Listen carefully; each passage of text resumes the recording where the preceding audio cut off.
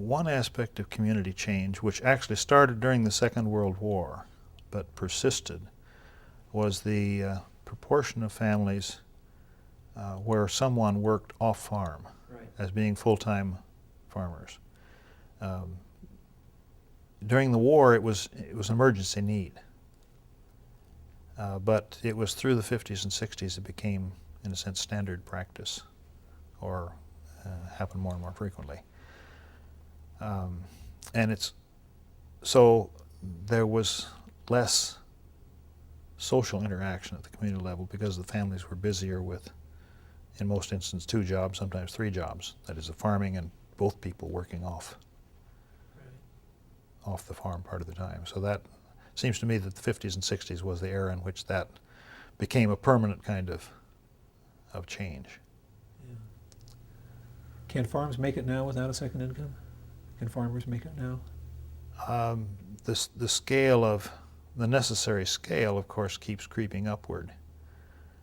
But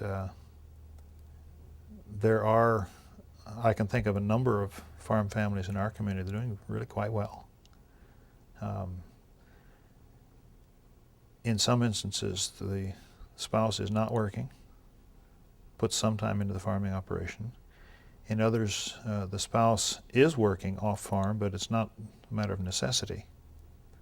And the 2 or 3 I think of in that category are doing quite well financially. Second or third generation maybe, but so I think what I see in the community is consistent with the nationwide statistics, that farmers are no longer a poor segment of society.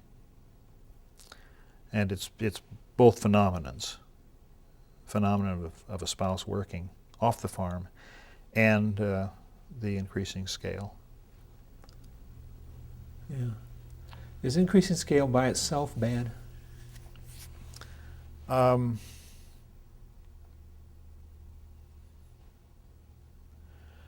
I don't think so, within limits. I mean, it's when you put a motor on the plow, much of what followed is inevitable. It takes less fuel to do an acre with a big machine than it does a small machine. And you can spread your labor cost to the point of almost insignificance. The part that's disturbing for me is that intentionally and unintentionally we have subsidized the move toward scale.